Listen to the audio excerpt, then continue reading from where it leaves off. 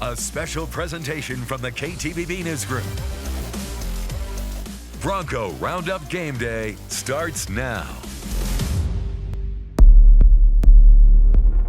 They're not just calling plays, they are calling to attack you. We got to make sure we do our job consistently, because the second you don't, it's not going to be a 3-yard gain, it's going to be a touchdown.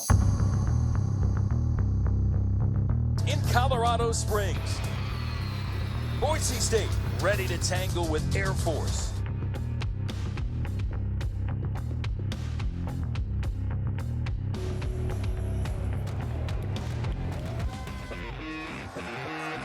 Riley again. Dives his way into the end zone. Touchdown, Bronco.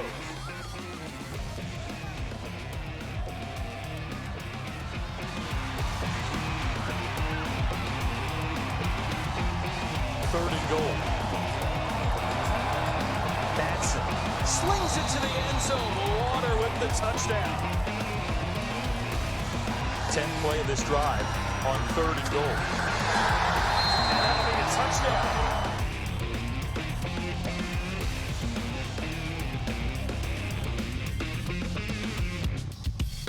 To the outside. That's Riley in space as a receiver. And see you later. Screaming down the sideline. Touchdown Broncos. His third of the night. Broncos trying to make it a 2-score affair. Riley, cut back. Touchdown number 4 of the night. Spence. Biggest play of the game for this Air Force defense. Right up the middle. Riley breaks 3. He'll go again. Touchdown number 5 on the night, and that could seal it.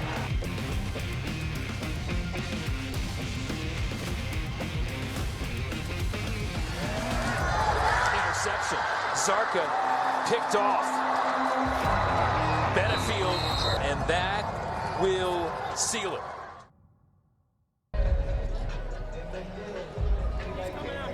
It was an offensive slugfest in Colorado Springs. Boise State taking it to Air Force, surviving up there at altitude, and going 1-0 in Mountain West play. Thanks for joining us live from the Blue. I'm Jordan Smith, Austin Parr alongside me. Partner, we've got a great game ahead of us here against App State, making the 2,200-mile journey to the Blue. Another great Group of 5 team. It's good to be back here, back at home. The first Saturday home game for these Boise State Broncos.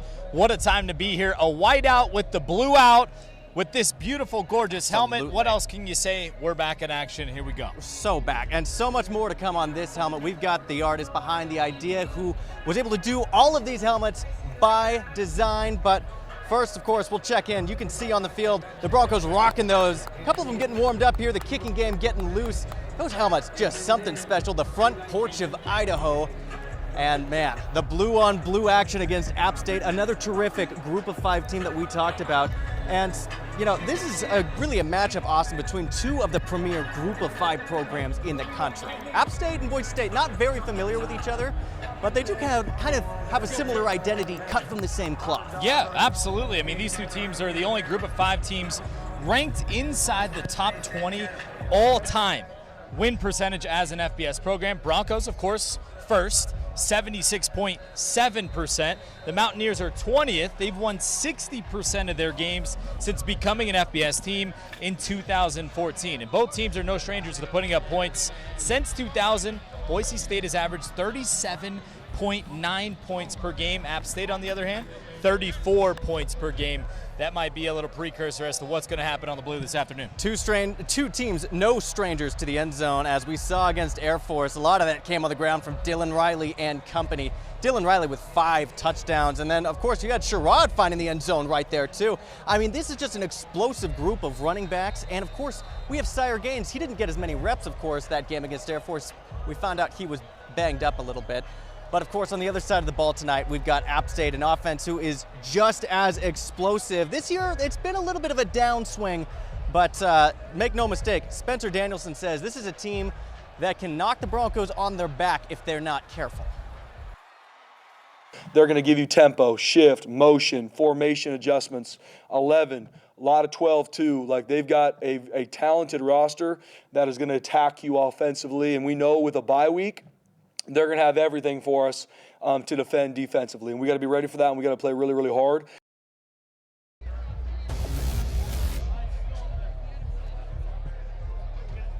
Well, still, just a couple of teams that were at the FCS level maybe 25 years ago, and then Boise State making that move in the late 90s, early 2000s. App State making the jump in 2014, but again, make no mistake, they pulled off arguably one of the greatest upsets of all time, Austin. Against Michigan, the infamous blocked field goal. They made a field goal to go up in that football game. They blocked Michigan's field goal. Guess who was at quarterback for App State way back when? Ooh, tell me who. Number 7, I believe he was, Mr. Chad Henne. Wow, no small fry. Back in the archives. Absolutely, dipping back into that, and fitting as we have the Boise State kickers warming up. It's been sort of a down year for these guys a little bit, but not for those App State guys back in 2007. I mean, you talk about a clutch, blocked field goal. We're showing it to you now. I mean, still goosebumps. Going into the big house, getting that blocked kick to get that 34-32 win. I know you said you remembered watching this game as a kid. I was so young. It was right before I could probably understand the amplitude of what this was, but that moment right there, that is what put this university on the map. When people think about Appalachian State, they always say, hey, you remember when they upset Michigan? That's you exactly remember when right. they blocked that kick? You remember when you did this? And it all has to do with this football game right here. Hopefully that doesn't happen this afternoon. Well, fast forward 18 years, nearly 2 decades later, these teams slated to meet up. And Austin, you spent the week kind of breaking down this App State offense. They love to beat you through the air. They're a little bit different, obviously, than Air Force. We talked so much about the complexity and how difficult it was to stop Air Force. Well, App State a bit different. They like to just hit you and hit you fast. Take a listen.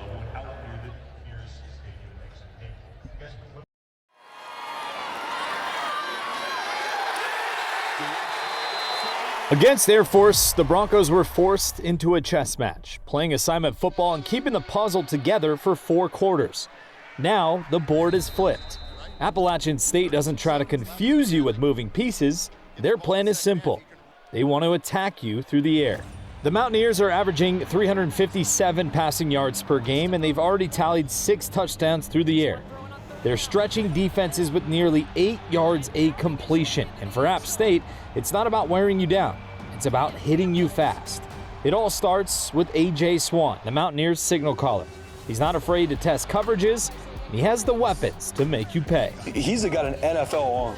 I mean, he can make all the throws, either RPO, there's some design runs for him which he can take off and gain first downs for 100%, but he can make all the throws. I mean, he's got a big-time arm, and he puts that on film. I mean, he's got a really good group of receivers too, and a good group of tight ends to throw the ball to, but he's one of those guys that he can make the throw from the far hash wherever he's got to get it to. So we got to do a really good job with our coverage. How about that Broncos defense? Well, it's coming off a rough night in Colorado Springs where Air Force, a run-first team, found plenty of room to throw. Now the Broncos face a team that lives and breathes with the pass. That means the pressure is on the Broncos secondary. Communication, discipline, and tackling in space will all be critical. Because if you let this Mountaineer offense build momentum through the air, it can bury you in a hurry. If I'm App State and I'm watching the Boise State Broncos, I'm thinking, we're going to go feast, as they should, right? And then now it's our challenge as a defense, as an offense, as special teams. We got to make sure we're ready. And that's the reality of college football. That's what you love about this game is come Saturday night, it ain't going to be, well, what about this? What about this? We have to go line up and play against one of the best passing offenses and honestly, total yards, one of the best offenses in the nation. Last week's puzzle has been replaced with a new problem, and this one may be even tougher to solve. From the chessboard to the air raid, Boise State's defense has another huge test on its hands. We'll find out Saturday if the Broncos are ready to ground the Mountaineers' high-powered passing game.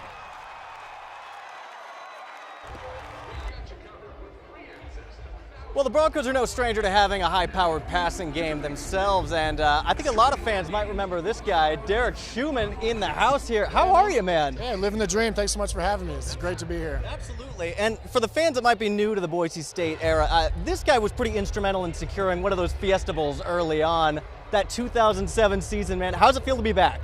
I mean, it's just nostalgic, right? I mean, this place is electric, and it's just so fun and cool to be a part of it.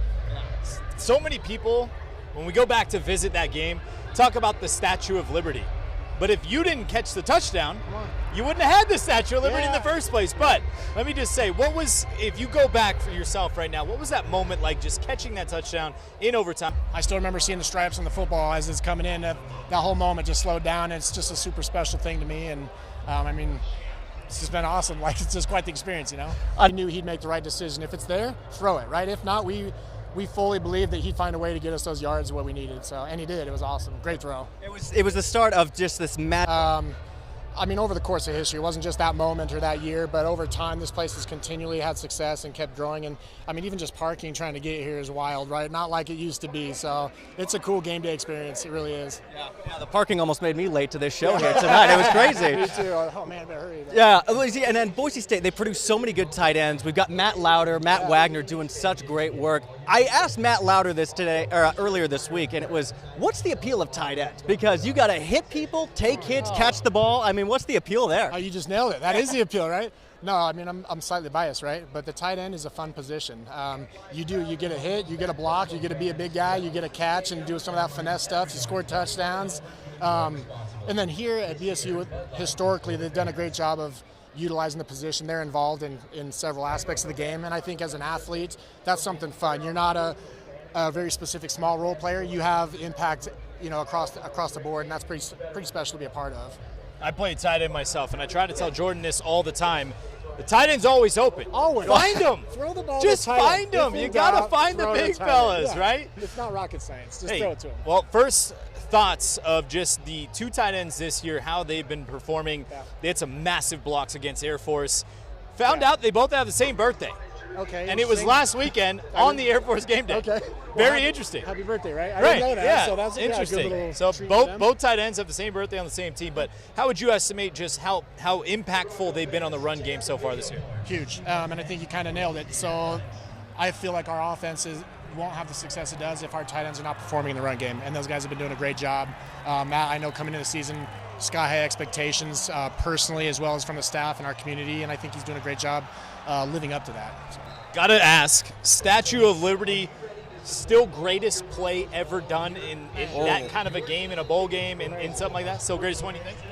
It's definitely one of them, but I will say asterisk, we ran that against the Vandals early in the season. I don't know if you guys remember that one. For decent success, it wasn't quite the grand stage, but kind of a fun little play for the team, you know? Yeah. Oh, 100%, of course. Yeah, absolutely. Well, and I just wanted to ask, how long did it take to get to sleep that night after that game against Oklahoma? It feels like you just would be wired on the whole plane ride home. Man, I was all a bit wired as well as just gassed out, right? And honestly, from the end of the game, I know everyone started hooting and hollering, getting loud.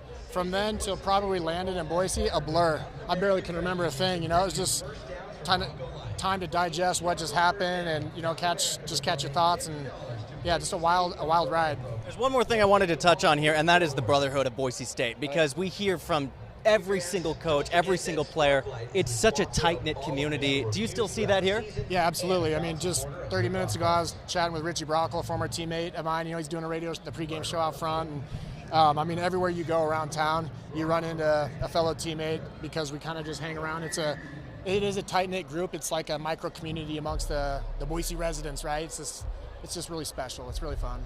Well, it is super special to have you here. Yeah. Thank you for coming on last second pleasure. like Thank you this. so This much. is a I really pleasure. appreciate it. Thank you so much. Go Really appreciate it. Go That's Broncos. right. Enjoy You the got a game. score prediction real quick?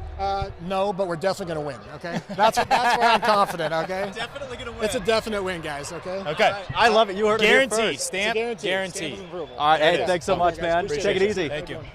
Boy, and what a special treat. That's probably the best part of this show is just being able to have these greats come back on, reflect on those days on the field, on the blue, and talk about how much it's changed. And hey, you mentioned it, the brotherhood, right? We kind of dove into that earlier this week because Spencer Danielson said, look, hey, that's what separates this university from everything else, right, is the brotherhood. It's great to hear from a former player, for sure. Well, we want to take a look at the forecast here because unlike in Colorado Springs where we've got a little bit of wind, a little bit of rain, it is a scorcher out here today. I am cooking. Bring the sunscreen. I know, I forgot it. I left it in the car, so we're both going to have some killer suit tan lines. It's 82 degrees. Feels like 100 in these suits, but we're going to see nothing. The turf adds like 20-plus degrees. It does, and I wonder how much of that plays into the home field advantage of just cooking these visiting teams because, man, it just radiates off of it. Especially being the sun on the sideline of the visiting team. I mean, by the game day, it might be down, but right now, I mean, this sideline is absolutely cooked. Well, let's talk about something a little more interesting than the weather. Let's talk this helmet, because we actually found the man who was behind the design, and I want to bring him over here if that's okay, because these are some of the most unique helmets of all time. Come on here in between. You get center camera for a design like this. Welcome in. And, you know, a lot of people, they don't see the behind the scenes of designing a uniform. Will you introduce yourself to this audience and let everybody know who it is that helped put these together? I'm Armando Villarreal. I do custom football helmets for teams. We normally do Utah every year, but Boise called us up last year, and this has been a year in the making, and it's finally on the field today. Now, I saw that interview that you did with Boise State, and you said that you've been an artist your whole life, and this is just something you kind of did on the side, but how do you get into this specific art form? Because it's such a specialized thing to do. By accident. We did motorcycles and fine art, and I went to school and have a traditional fine art background, and just randomly met into one of the helmet manufacturers, and they asked me if I'd be interested in doing it, so we gave it a shot, and that was 2018, and we've been doing it ever since. And you did some with Utah as well, and now, I mean, after this, I gotta feel like this is gonna be your full-time job, am I right? Yeah, we do this full-time. After the season's over, we start designing helmets for the next season, and then once all the approvals get done and they get the orders in, we get the shipment of helmets, and we start usually around May or June getting them all ready so that they'll be ready in time for the games through the season. I think people want to know at home, the biggest question is, how long does it take? Because every single one is handcrafted, right? So first off, how's your hand doing? But also, how long does it take? We do about, with this one, it's probably between 3 and 4 hours a helmet, because we start off with a blank shell and we prime them. These were base silver and then the candy blue, and then we airbrush them and then we clear them. And per helmet, that's probably about 3 or 4 hours each. So. And just go through the actual design, right? How did you go back and forth with the university? How did we come to each individual piece, whether it was the Capitol building, the stadium?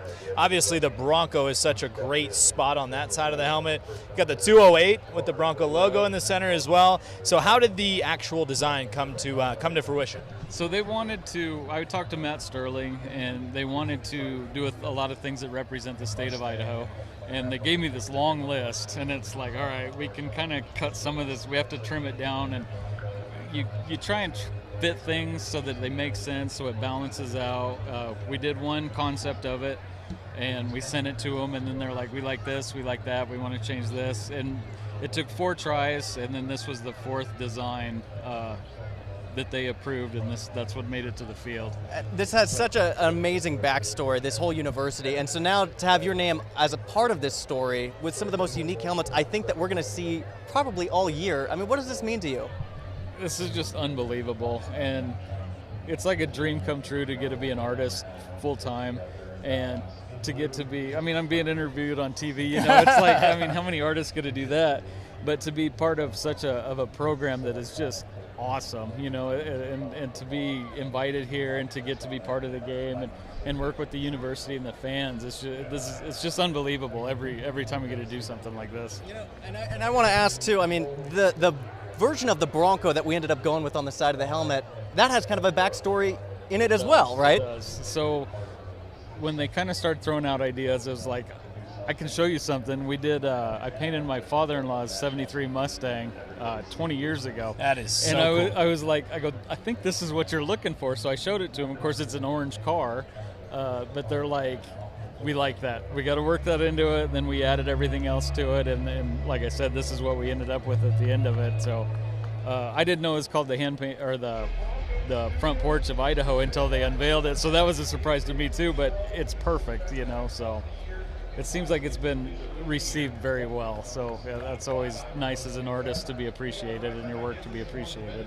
I'll be one to speak for Bronco Nation. These are absolutely incredible. Beautiful. And the Bronco is my favorite part of the helmet. I might be a little biased a little bit, but the Bronco is definitely the greatest part. Thank you so much for just taking the time to create something so special and magical that no university really across the United States has it. Not one like this. This is one of one, right? Yep. This is special, very, very special, and we're just honored to be part of it. So. Well, and I want to leave you with the last thought here. I mean, for all the artists out there, I mean, that might get frustrated or think it might never take off, what's your message for these guys, and especially in terms of perseverance, because it seems like you never know when you might strike gold. You don't. Never give up, and you never know who you're going to talk to. You never know who's going to see what, so always just give your best on everything. I love that. I love that. Armando, thank you so much for being on the show. This was a pleasure. Yep. Great to meet you. Nice to meet you. Thank you so much. Incredible. Yeah. Thank you. Enjoy the game, sir. And man, hopefully you get to keep one of these. I would hope too for your own garage. Okay, we're asking all of our interviews score prediction. 34-21. Okay. 34-21. I hope good guys, right? Oh yeah, definitely blue. Definitely blue. Yeah, make sure you establish that. Yep. All right, well, thank you for that. And we are going to turn to this amazing Bronco rewind that we started off this week. And 15 years ago this week, we may not have realized it, that Gameday came to Boise. We scrounged up a couple of old videos and put together something. Take a look at this.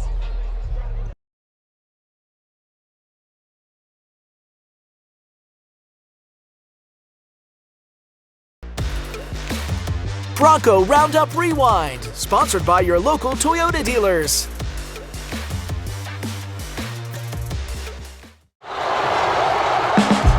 It started in Washington, D.C. The number 3 ranked Broncos walked into FedEx Field to face off against Tyrod Taylor and the 10th ranked Virginia Tech Hokies. National pundits wrote the Broncos off, but once again, even in those memorable gray uniforms, the slipper fit. Cinderella lives, ladies and gentlemen. This is stunning. The Broncos silenced 88,000 Hokies fans, winning 33-30. Once again, they had the nation's attention, including ESPN's College Gameday. A once-in-a-lifetime day here at Bronco Stadium. Gameday joining Bronco Nation. Thousands lined the stadium as early as 4:30 a.m., packing Bronco Stadium to see Lee Corso, Kirk Herbstreit, Reese Davis, and Desmond Howard ahead of the Broncos' top 25 matchup against Oregon State. The star-studded ESPN crew stunned by the passion of this WAC conference fan base. Gameday's first visit exceeded our wildest expectations. Just an amazing turnout this morning. I mean, I walked out and I was like, wow, unbelievable. Second to none. It was unbelievable scene. Corso teased, if only for a second, before sending the fans into pandemonium.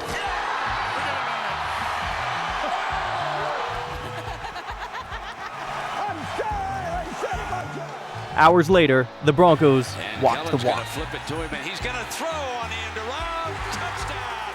And there is the trickeration. Boise State toppled Oregon State 37-24 before a sold-out crowd and a national audience. The national pundits finally wavered. The blue and this team, no longer just a gimmick.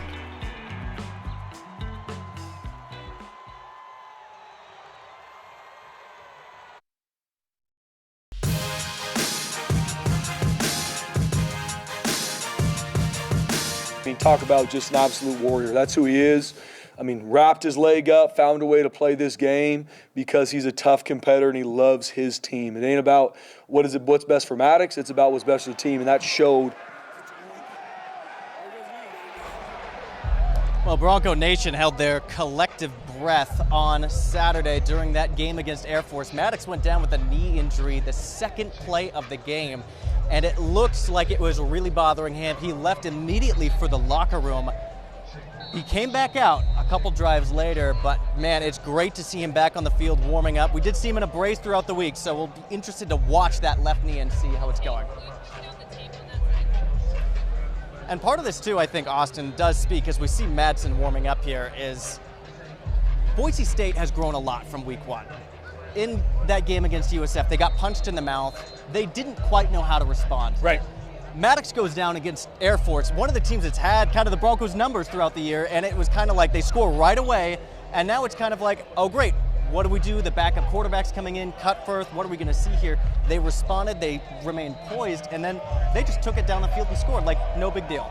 That's what Danielson was most proud of this football team, is the way they've been responding to adversity since that USF game. It was a big-time response when Maddox went down. You could see all the guys on the sideline, how much they love him, how much they love their signal caller. But you got to give Max credit. He comes in, he gets a big-time third down, big-time possession for Boise State. You're down a touchdown on the road against one of the more difficult teams in the Mountain West Conference to scheme against, right? Goes down, ends up getting a touchdown for them, a big-time response to adversity. And just like Danielson said, championship teams know how to respond to adversity. Absolutely. And Maddox, you know, we have that brace on. We've been watching him at practice.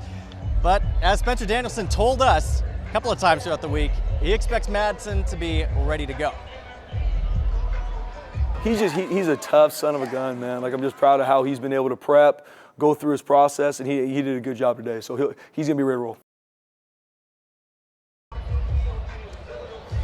Well, and the offense has really sprung to life the last couple of weeks. It's been great to see him, and one of the big key contributors has been that tight end position, as we were talking to Derek about. That Matt Lauder fellow is just on fire. You got to feed the big fellas, right? Got to feed them. Maddox found him at Air Force. He had a couple of big-time blocks that really sprung Dylan Riley free, and they're a huge part of what makes this offense go, right? I mean, they both had a pair of big-time catches, both 85s. We talked about how it was their birthday. Lauder got a birthday catch on his birthday as well, but these guys are the ones that make the offense go, besides, of course, the three-headed attack at running back. Yeah, absolutely, and Lauder was talking about that touchdown grab he had against Air Force. I mean, it comes off the play fake. He wasn't the original target on that play, but he was still happy nonetheless to come down with that touchdown grab. First one of the season. Yeah, that was sweet. We, we called a play on I think we're on the 3-yard line. That works really well. Actually, Wags was the first read on that to the flat, and then it was covered, and then Maddox was able to get backside to me. So, it was a special moment. You hit that gritty right after. Yeah, Maddox comes up to me and is like, do the gritty, and we kind of just went with it. Probably didn't look too good, but that's all right. Well, I thought that was awesome. I don't know. I mean, I know you were kind of critical of that gritty celebration, but I thought it was dynamite, especially given Maddox's knee at the time. I just said rate it 1 to 10, and you said it was I gave it 10. Hands down. And I said, hey, didn't think. Come on, JJ, Justin Jefferson, the gritty master, would probably have something to say about that. But it was phenomenal for a tight end and his quarterback. And it might be surprising to hear. I mean, Matt Lauder is tied with the most catches on the team with 10 this year. So Latrell Caples.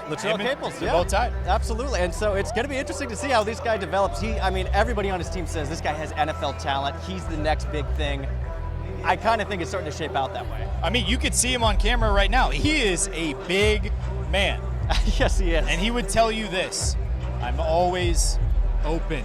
Just find me. Yeah. You got to expect that Maddox can really rely on him in those big-time 3rd down and 5s, 3rd down and 6s when they're just quick little dump-off passes.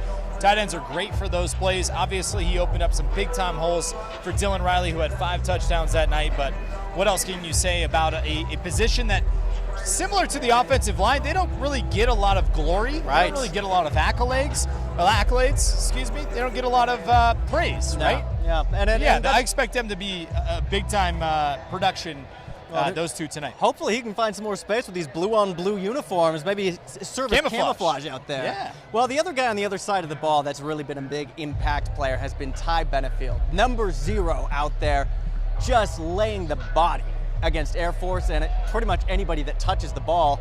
And we previewed him this week in our player profile. It's been said that football isn't a contact sport, but a collision sport. Dumped down by Benefield. Broncos safety Ty Benefield embraces that ideology. He's always flying around. I always expect that, a couple of those a game from him. So, I just love sharing the field with him. Despite the Broncos defense giving up 37 points against the Air Force Falcons, number 0 took 0 prisoners that night. Pitch to the outside and a big stick. Benefield lowers the boom on Cade Frew. The 6'2", 204-pound sophomore doesn't shy away from contact he welcomes it. He's collected 26 tackles through 3 games this season, and this game-sealing interception against the Air Force Falcons last week. Interception. Zarka picked off. Benefield, and that will seal it.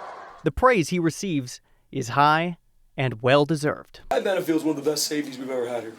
Period of story. And I tell guys all the time, I talk to NFL scouts about him, like, come watch him at practice. I mean, he is the same way during the game, he's the same way at practice.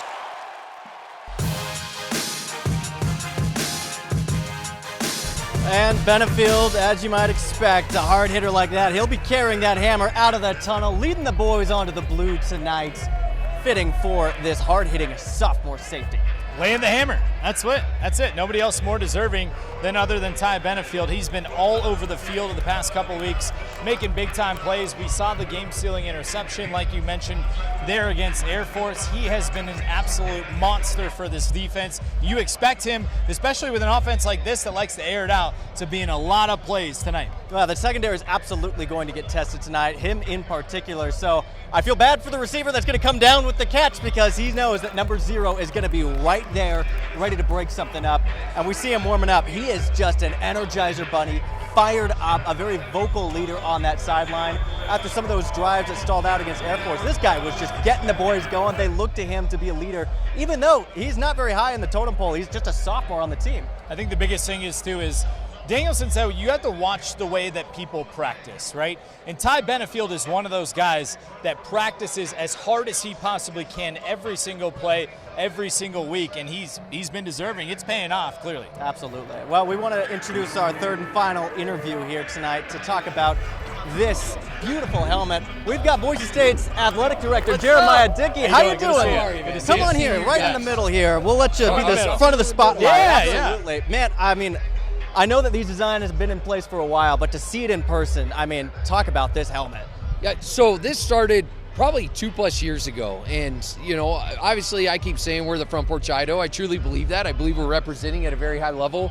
But to be able to take something like this from our team, Matt Sterling and Cody Gogler and Chris Coots, and you know, you plan the work the plan. And it took some time, but we got here. It's been a huge opportunity for us from a fundraising standpoint, but it ties into our overall strategy. We are the Front Porch of Idaho. We're not going to shy away from that, and I'm going to continue to fight and tell our story. I'm not trying to bring light to the events that happened. I want to more bring the positivity of what came out of the Utah gear with using the as a clothing drive to get new jerseys. What an incredible idea that was. Just how proud are you of the university for, you know, kind of turning something that was slightly viewed as a negative into something that's very positive? Yeah, it's a great question, and I'm super proud. It's Chris Coots and Cody, and you know, this is something we've been building on, and I'll get to the specifics of it. We've been building on since the day I arrived. You know, my job is to protect and promote, and I want to empower our staff to go and move forward ideas such as that. And they came to me and said, JD, here's an idea. And I can't say enough about RJ and the collective team and how they embraced it, and to be able to do something, because we do represent something bigger than ourselves. We will always wear blue, and we will represent, and those kids know that. They absolutely bleed blue. This was one of those situations that we learned a lot from, and to be able to come to Bronco Nation and say, look, we get it. We're going to recognize, we're going to own our stuff, but we are going to turn it into a positive in how we support this community. I think we've done that. 100%. It was respectable, honestly. Obviously, we got a football game going on today. Right. Let's go back real quick of last week. Air Force is always a tough matchup for this university. I'm sure you're glad to maybe never see them again, right? But just the performance from these guys, whether it was in the first quarter when Maddox went down, how they responding to adversity, how well have you seen them done that since week 1? Since the day I arrived here, that's what we do. It's what we did with the basketball situation. It is who we are as Broncos. And you got to be built different to be a Bronco. And so you see a situation like that, Max comes in, we don't lose a step, and that game could have got out of hand. And it didn't. And then we got ahead and so on and so forth, and it's 1-0 mentality. But that's what it means to be a Bronco. That's the type of kid that Spencer is recruiting, and it means something. And that makes me so proud as the leader of this place. It truly does take a team, and I'm just grateful for these guys. They're, no matter you're up, you're down, whatever, they bring the same energy, they bring the same fight. And I understand everyone wants perfection. There is no perfection in life. There is no perfection when you're competing. Our goal is to go 1-0, and that's what these guys keep doing, and it's always what's next. I'll ask you again, did you give them the pregame locker room speech? I'm fired up today. I'm ready. About to say. This is how awesome. Like 9 straight sellouts for our students, 10 straight, 11 technically because of New Mexico, but 10 straight sellouts for Bronco Nation. This is part of the vision. This was part of the strategy, and they are living out in action. And I want to give a shout out to our students and Bronco Nation. Really well done. That's the standard here. We are bar raisers, and I'm grateful. Well, you talk about raising the bar, and I want to switch things from the blue to the volleyball court. I mean, getting an invitation to the Big 12 conference, that is so impressive. It didn't get a lot of coverage, I guess. I feel like football does tend to overshadow a lot of things. That's a significant move for that volleyball team. It 100% is, and it once again goes back to our strategy. When I got here, I met with Allison and said, what do we need to do? And we get into the Southland, and we are bar raisers, and we continue to invest, and they go from getting into the tournament to making the championship to this past year they win and they get into the NCAAs. And we are always looking for what's next, and we had been working on that with the Big 12 for a while. The only reason not to Pac-12 because we don't have the appropriate number of volleyball programs, beach volleyball programs. So we're always going to look to elevate. You come to Boise State to compete for championships. We have 18 sport programs, 360+ student athletes. They all matter to me. I love them dearly. I know Bronco Nation does. I wish it would get more support, but they are doing a tremendous job. We're one of the first programs to stream every match, when we're doing home events. That is who we are, and we're not going to hide from that. Like I said, we are going to continue to move forward, push the envelope, so to speak, and represent all of our sport programs because we are here to compete for championships. I know we're focused on App State, the mission at hand this week, but I just want to peek the curtains ahead to next week. Such a special game in South Bend. That might be arguably one of the biggest games Boise State's ever played at, one of the most historic venues. What does that game mean to you? We are a national brand, and they are a national brand, and that means a lot to us. We're always telling our story, and when you can unite, just like with App State is a known commodity, and they're a great program, and they've done an unbelievable job. We want to play teams like that. That ties into the Pac-12 and the changes we're making there. It ties into beach volleyball with the Big 12. It ties into us scheduling games like Notre Dame, like App State.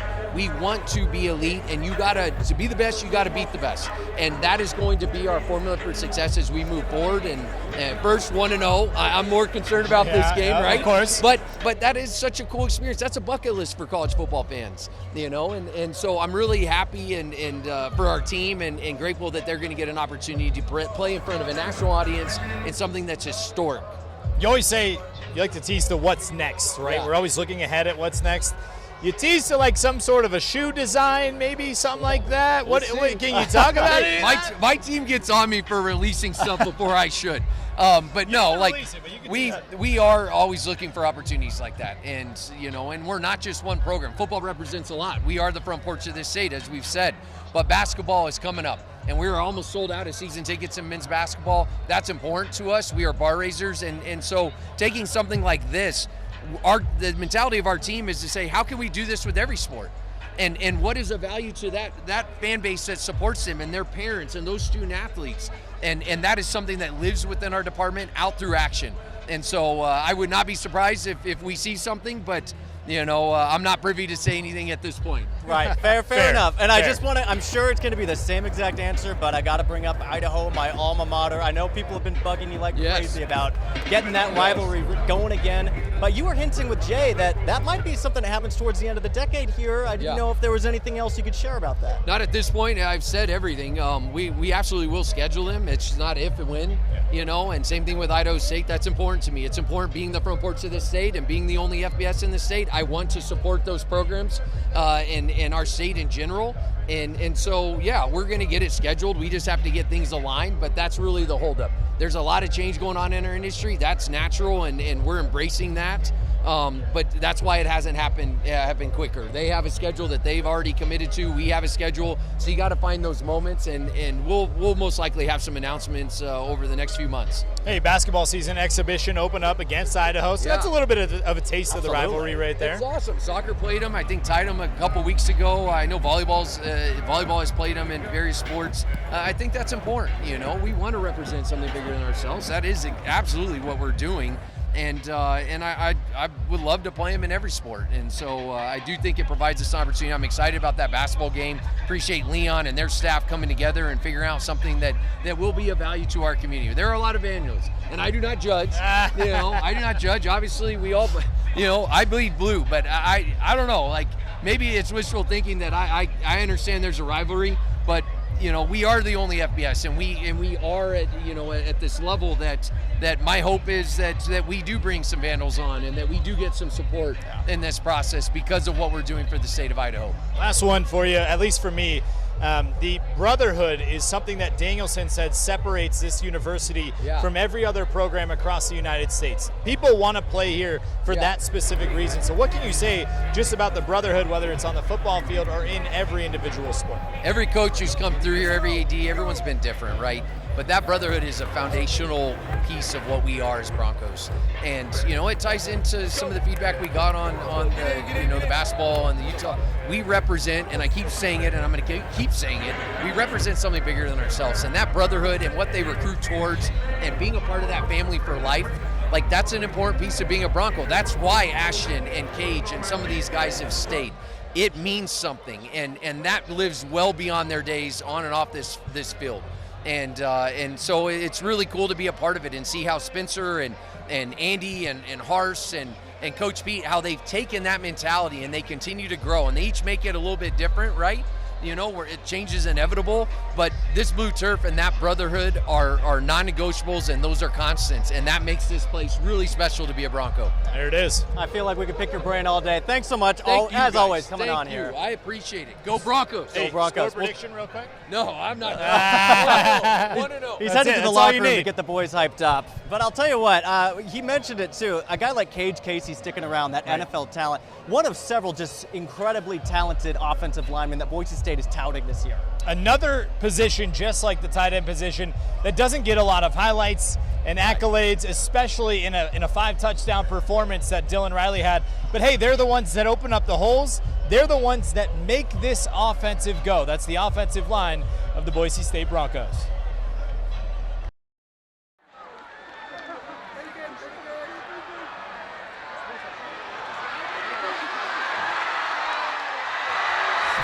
It's the war inside the war. The battle in the trenches, where the game may look quiet to the casual eye, but every snap is a fight for survival. And inside that chaos beats the heartbeat of the Boise State offense. Dylan Riley's historic night against Air Force made the headlines. 255 total yards, 5 touchdowns. But every step of that breakout performance started with the men up front. Guys, we have a veteran offensive line that we'll hang our hat on, no question, right? I mean, we got to be more consistent. The biggest thing offensively is we gotta eliminate the sins, right? And we talk about that self-inflicted negatives, but our offensive line, man, that's the heartbeat of our team. That's the heartbeat of our team. That's the mentality of our team.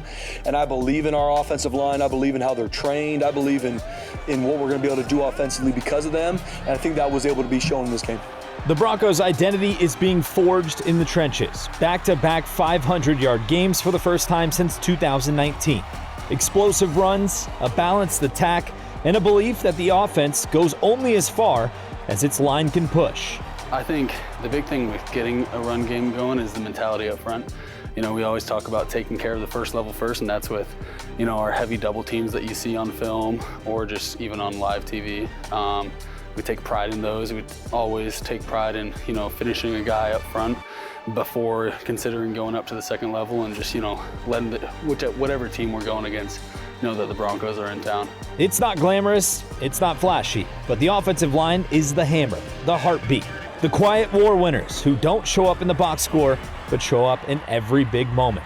Because when the Broncos move the pile, they move history, 1 yard at a time.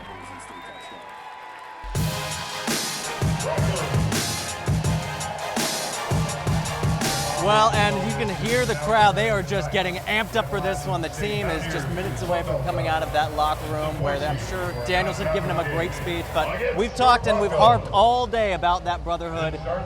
You got a chance to kind of dig into that a little bit more. Yeah, I mean, Jeremiah just said it himself. It's what separates this university from a lot of programs across the country. It's something that we got a chance to talk with players and head coach Danielson about, something that's truly special here at Boise State, and that's the brotherhood.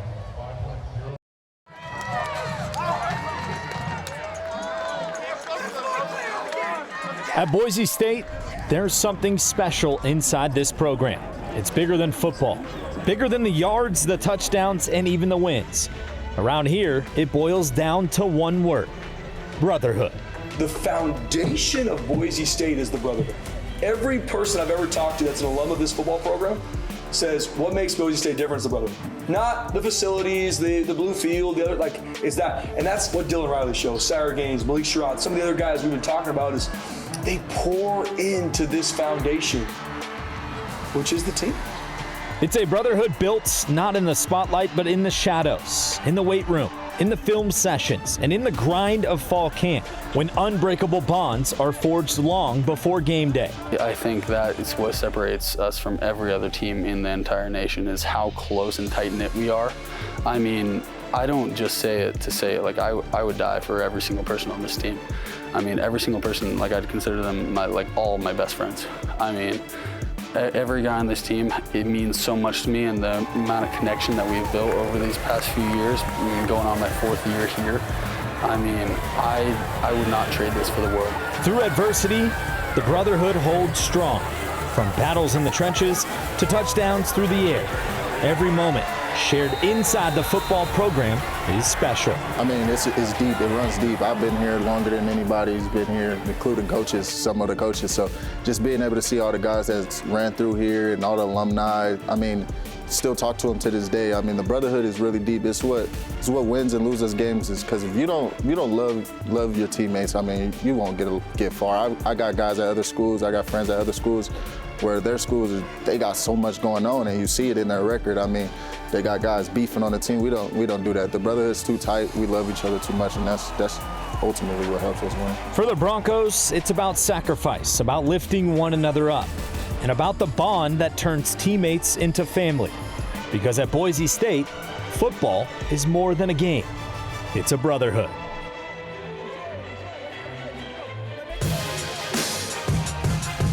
And it's just a special thing you don't see at a lot of other places. It seems like the transfer portal's so active at a lot of other schools. It's not. It's kind of locked down here because that brotherhood, that connection means so much.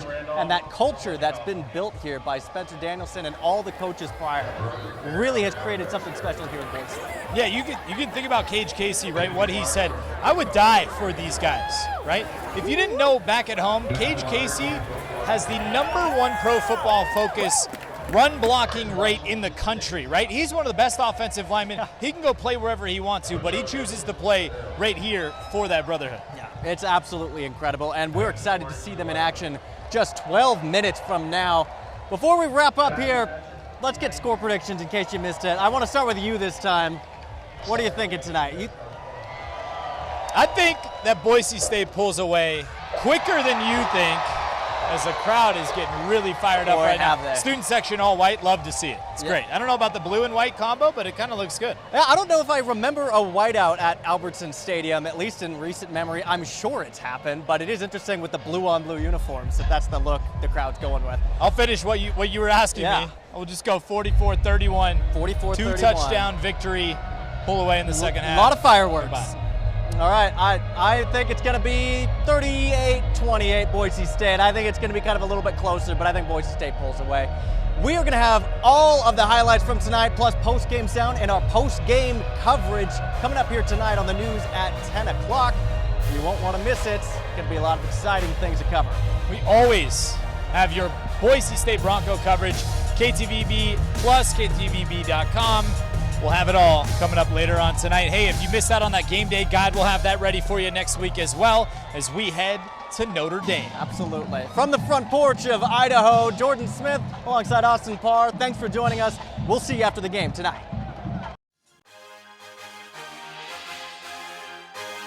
Continue with us and watch free now on the KTVB Plus app everywhere you stream.